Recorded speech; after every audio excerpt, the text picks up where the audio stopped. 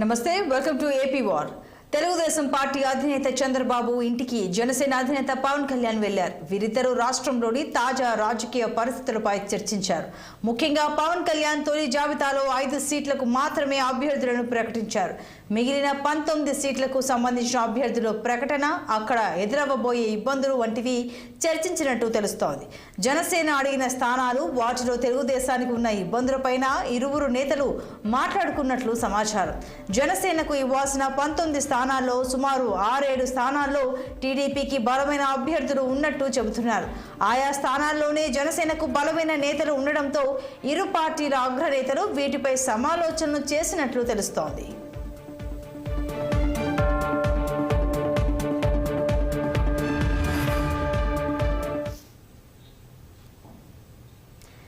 దీనిపై మరింత సమాచారం మా ప్రతినిధి కోటేశ్వరరావు అందిస్తారు.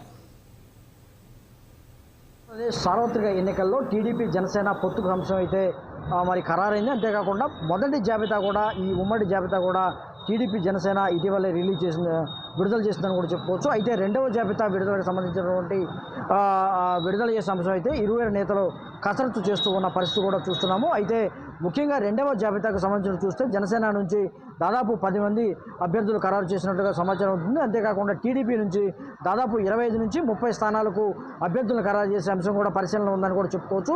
దీనికి సంబంధించి ఈరోజు మరి ఉండవల్లిలోని చంద్రబాబు నివాసంలో కీలక భేటీ జరిగింది. పవన్ కళ్యాణ్ ఉదయం చంద్రబాబు నివాసానికి చేరుకొని రెండవ జాబితాకు సంబంధించినటువంటి అంశాన్ని కూడా చాలా విస్తృతంగా ఆయనతో చర్చలు జరిపిన అంశం కూడా మనం చూస్తున్నాము. ముఖ్యంగా చూసుకుంటే జనసేనకు ఈ ఎన్నికల్లో దాదాపు 24 సీట్లు, అసెంబ్లీ సీట్లు, 3 పార్లమెంటు సీట్లు ఇస్తున్నట్లు కూడా ఇప్పటికే ఒక ప్రకటన అయితే జారీ చేసిన నేపథ్యంలో మరి దీనికి సంబంధించి ముఖ్యంగా జనసేనకు సంబంధించినటువంటి అంశాన్ని ఒకసారి పరిశీలిస్తే మొదటి జాబితాలో 5 అభ్యర్థులను ఖరారు చేయడం జరిగింది. ఇక మిగిలిన ఉన్నటువంటి 14 మంది ఎవరు ఏంటి అనేది కూడా ఒక ఉత్కంఠ నెలకొందని కూడా చెప్పుకోవచ్చు. అభ్యర్థులు జనసేన నుంచి ఎవరు వస్తున్నారు ఏంటని కూడా కొంత ఆసక్తికరమైన చర్చ జరుగుతుందని కూడా చెప్పుకోవచ్చు. ముఖ్యంగా చూసుకుంటే ఈ రెండవ లిస్టులో దాదాపు 10 మంది అభ్యర్థులను ఖరారు చేస్తున్నట్లు కూడా తెలుస్తుంది.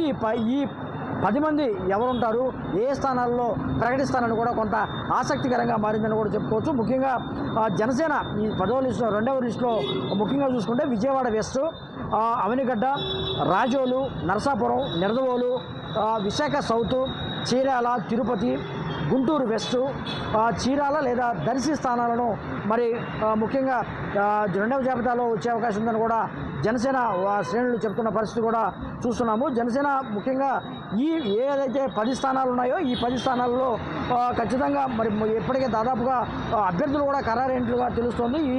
దీనికి సంబంధించి చూసుకుంటే మరి ఎన్టీఆర్ జిల్లాలోని విజయవాడ వెస్ట్కి సంబంధించినటువంటి అంశం అయితే మొదటి నుంచి ఒకే పేరు వినిపిస్తుంది జనసేనకు సంబంధించి. అది పోతిన మహేష్ గారు చెప్తున్నారు. పోతిన మహేష్ ఖచ్చితంగా ఈసారి జనసేన విజయవాడ ఈస్ట్ తీసుకొని పోతిన మహేష్కి ఇవ్వాలని కూడా పవన్ కళ్యాణ్ ఖచ్చితంగా మొదటి నుంచి కూడా పట్టుబడుతూనే ఉన్నారు. అంతే దాని నిమిత్తమే మరి పోతిన మహేష్కి ఈసారి ఖచ్చితంగా ముఖ్యంగా చూసుకుంటే జనసేన రెండవ జాబితాలో మరి రానున్నటువంటి 10 స్థానాలకు సంబంధించినటువంటి అభ్యర్థులు కూడా దాదాపు ఖరారైనట్లు కూడా చెప్తున్నారు. ఇక ఈరోజు మరి చంద్రబాబుతో పవన్ కళ్యాణ్ భేటీ కూడా కీలకంగా మారింది.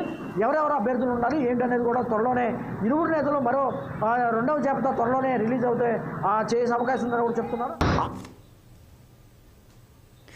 ఉమ్మడి ప్రకాశం జిల్లాలో బాలినేని శ్రీనివాస్ కీలక నేత. నాడు వైఎస్ఆర్, నేడు జగన్ హయాంలోనూ ఓ వెలుగు వెలిగారు. ఎందుకో ఈ మధ్య అసంతృప్తికి లోనయ్యారు. కొంతకాలంగా అధికార వైసీపీలో అలకబూనారు. అధినేత సీఎం జగన్ పలుమార్లు క్యాంపు కార్యాలయానికి పిలిచి మాట్లాడినా ఫలితం రాలేదు. అయితే తాజాగా వెలిగొండ ప్రాజెక్టు ప్రారంభోత్సవంలో కీలక పరిణామం చోటు చేసుకుంది. వేదికపైనే బాలినేని స్థానం ఏంటన్నది సీఎం జగన్ తేల్చేశారు. కాబోయే మంత్రి ఇక్కడే ఉన్నారంటూ బాలినేని ఉద్దేశించి అనడంతో మాజీ మంత్రి అసంతృప్తి వీడినట్లయింది.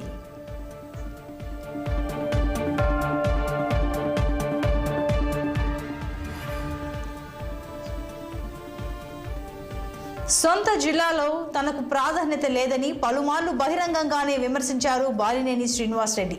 దీంతో బాలినేని వైసీపీ వీడుతారన్న ప్రచారం ఊపందుకుంది. అయితే బాలినేని ముందు నుంచి బుజ్జగిస్తున్న వైసీపీ అధిష్టానం ఆయన విషయంలో ఆచితూచి అడుగులు వేశారు. దీంతో ఆయన స్థానం ఏంటనేది సీఎం జగన్ ప్రజల సమక్షంలోనే తేల్చేశారు. ఆయన గెలవగానే మంత్రి అవుతారని డైరెక్ట్గానే చెప్పేశారు జగన్. దీంతో వైసీపీలో బాలినేని అలక వీడిందని చెప్పుకుంటున్నారు.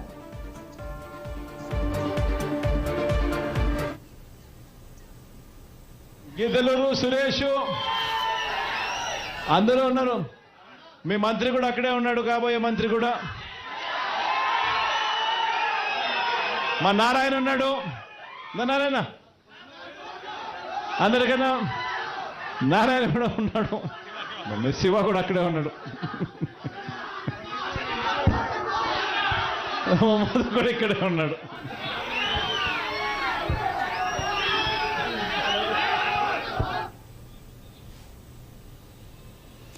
సత్యసాయి జిల్లా మడకసిర టీడీపీలో వర్గపోరు భగ్గుమంది. మాజీ ఎమ్మెల్సీ తిప్పేస్వామి, మాజీ ఎమ్మెల్యే ఈరన్న వర్గాల మధ్య విభేదాలు ఉద్రిక్తతకు దారితీశాయి. మడకసిర టీడీపీ అభ్యర్థిగా ఈరన్న కుమారుడు సునీల్ కుమార్ ప్రకటించడంపై తిప్పేస్వామి వర్గం తీవ్రంగా వ్యతిరేకిస్తోంది.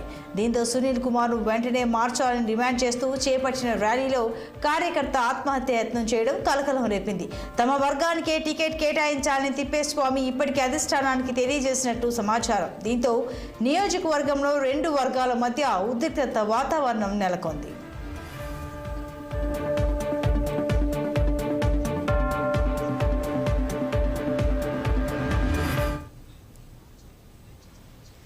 మడకసిర టీడీపీ వర్గపోరుపై మరింత సమాచారం మా ప్రతినిధి రసూల్ అందిస్తారు. సత్యసాయి జిల్లా మడకసిర నియోజకవర్గంలో తెలుగుదేశం పార్టీలో వర్గ విభేదాలు ఒక్కసారిగా భగ్గుమన్నాయి. మాజీ ఎమ్మెల్సీ గుండుమల్ల తిప్పేస్వామికి, అదేవిధంగానే మాజీ ఎమ్మెల్యే ఈరన్న వర్గాల మధ్య ఒక్కసారిగా తెలుగుదేశం పార్టీ నాయకుల మధ్య వర్గ విభేదాలు నెలకొన్నాయి. ప్రధానంగా ప్రస్తుతం మడకసిర నియోజకవర్గం తెలుగుదేశం పార్టీ అభ్యర్థిగా మాజీ ఎమ్మెల్యే ఈరన్న కుమారుడు సునీల్ కుమార్ను ఇప్పటికే అధిష్టానం ప్రకటించింది. ఈ నేపథ్యంలోనే ఒక్కసారిగా అక్కడ వర్గ విభేదాలు గుప్పుమన్నాయనేటువంటి విధంగా చెప్పవచ్చు. ప్రధానంగా మాజీ ఎమ్మెల్సీ నియోజకవర్గంలో బాగా పట్టున్నటువంటి గుండుమల్ల తిప్పేస్వామి అభ్యర్థి సునీల్ కుమార్ అభ్యర్థిత్వాన్ని పూర్తిగా వ్యతిరేకిస్తున్నారు. ప్రధానంగా వైఎస్ఆర్సీపీ నేతలతో గత కొన్ని సంవత్సరాలుగా మిలాఖతవుతూ అన్ని రకాలుగా లబ్ధి పొందుతున్నారనేటువంటి విధంగా మాజీ ఎమ్మెల్యే ఈరన్నపై ఆయన ధ్వజమెత్తుతున్నటువంటి పరిస్థితి. ఇలాంటి నేపథ్యంలోనే తెలుగుదేశం పార్టీలో రెండు వర్గాలుగా అక్కడ మడకసిర నియోజకవర్గంలో చీలిపోయారు. ఎమ్మెల్సీ గుండుమల్ల తిప్పేస్వామి వర్గంగా, అదేవిధంగానే మాజీ ఎమ్మెల్యే ఈరన్న వర్గంగా అక్కడ విడిపోయారనేటువంటి విధంగా చెప్పవచ్చు. ఇలాంటి నేపథ్యంలోనే నా వర్గానికి టికెట్ కేటాయించాలని మాజీ ఎమ్మెల్సీ గుండుమల్ల తిప్పేస్వామి వర్గము, అదేవిధంగానే మాజీ ఎమ్మెల్యే ఈరన్న తన వర్గానికి టికెట్ కేటాయించాలనేటువంటి విధంగా గత కొద్ది కాలంగా టికెట్ల కోసం కూడా ప్రయత్నించినటువంటి నేపథ్యం. ప్రధానంగా మడకసిర నియోజకవర్గము ఎస్సీ కాన్స్టిట్యుయెన్సీకి సంబంధించినటువంటిది కాబట్టి, అదేవిధంగానే అక్కడ మాజీ ఎమ్మెల్యే ఈరన్నను ఇన్ఛార్జిగా తొలగించిన తర్వాత పూర్తిగా బాధ్యతలు మాజీ ఎమ్మెల్సీ గుండుమల్ల తిప్పేస్వామి అక్కడ తెలుగుదేశం పార్టీకి సంబంధించినటువంటి కార్యక్రమాలు వాటన్నింటినీ కూడా చూసుకుంటూ వచ్చారు. ఇలాంటి నేపథ్యంలోనే తెలుగుదేశం పార్టీ అధిష్టానం మాజీ ముఖ్యమంత్రి చంద్రబాబు తనకు సంబంధించినటువంటి వర్గానికి సంబంధించినటువంటి వారికి టికెట్ కేటాయించాలని మాజీ ఎమ్మెల్సీ గుండుమల్ల తిప్పేస్వామి అధిష్టానం వద్ద తమ అభ్యర్థులకు సంబంధించినటువంటి వివరాలను తెలియజెప్పారు. అయితే అధిష్టానం మాజీ ముఖ్యమంత్రి చంద్రబాబు నాయుడు మాత్రం ప్రధానంగా మాజీ ఎమ్మెల్యే ఈరన్న కుమారుడు సునీల్ కుమార్కి టికెట్ కేటాయించినటువంటి నేపథ్యంలో అక్కడ వారి మధ్య ఐక్యతా రాగం పూర్తిగా వైఫల్యం చెందింది అనేటువంటి విధంగా చెప్పవచ్చు. కాబట్టి ఇప్పటికైనా అధిష్టానం ఆలోచించాలి. ఆయన ఎవరైతే సునీల్ కుమార్ని ఇప్పటికే ప్రకటించారో ఆయన అభ్యర్థిత్వాన్ని పూర్తిగా తొలగించి మరొకరికి అక్కడ టికెట్ కేటాయించాలంటే అనేటువంటి విధంగా గుండుమల్ల తిప్పేస్వామి కూడా డిమాండ్ చేస్తున్నారు. అధిష్టానం దృష్టికి కూడా స్పష్టంగా ఆయన యొక్క గెలుపు ఓటములు ఎలా ఉంటాయి, అదేవిధంగా ఏ విధంగా ప్రజల మధ్య ఓట్లు పొందవచ్చు అనేటువంటి విషయాలన్నింటిని కూడా అధిష్టానానికి చంద్రబాబు దృష్టికి తీసుకువెళ్ళినప్పటికీ ఖచ్చితంగా సునీల్ కుమార్ యొక్క అభ్యర్థిత్వాన్ని మాత్రం ప్రకటిస్తూ మొదటి జాబితాలో ఆయన పేరు ప్రకటించారు. ఇలాంటి నేపథ్యంలోనే మడకసిర నియోజకవర్గంలో నిన్న భారీ స్థాయిలో గుండుమల్ల మాజీ ఎమ్మెల్సీ గుండుమల తిప్పేస్వామి వర్గం అక్కడ భారీ ర్యాలీ నిర్వహించారు. సునీల్ కుమార్ను వెంటనే అభ్యర్థిగా తొలగించాలి, మరొకరిని ప్రకటించాలనేటువంటి విధంగా డిమాండ్ చేస్తూ వేలాది మంది అక్కడ ర్యాలీ నిర్వహించారు. ప్రధానంగా గుండుమల తిప్పేస్వామి ఇంటి వద్దకు కూడా భారీ సంఖ్యలో తెలుగుదేశం పార్టీ నాయకులు కార్యకర్తలందరూ కూడా చేరుకున్నటువంటి పరిస్థితి. వీరిద్దరి మధ్య సఖ్యత ఎంతవరకు అవుతుంది అనేటువంటిది కూడా ప్రశ్నార్థంగా కనిపిస్తుంది. మొత్తం పైన అక్కడ నెలకొన్నటువంటి పరిణామాలు మాత్రం పూర్తి స్థాయిలో తెలుగుదేశం పార్టీకి డ్యామేజ్ చేసేటువంటి విధంగా ఉందనేటువంటిది మాత్రం చెప్పవచ్చు. రసూల్ 60 సత్యసాయి జిల్లా మడక్సిర నుంచి.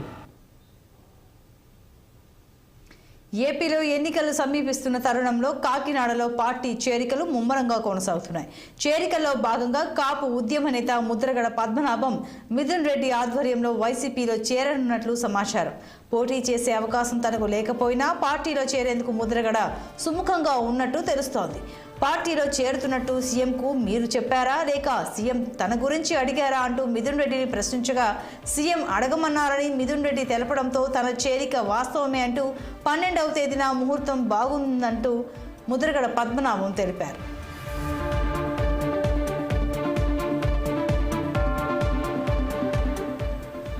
మరింత సమాచారం మా ప్రతినిధి దురాని అందిస్తారు.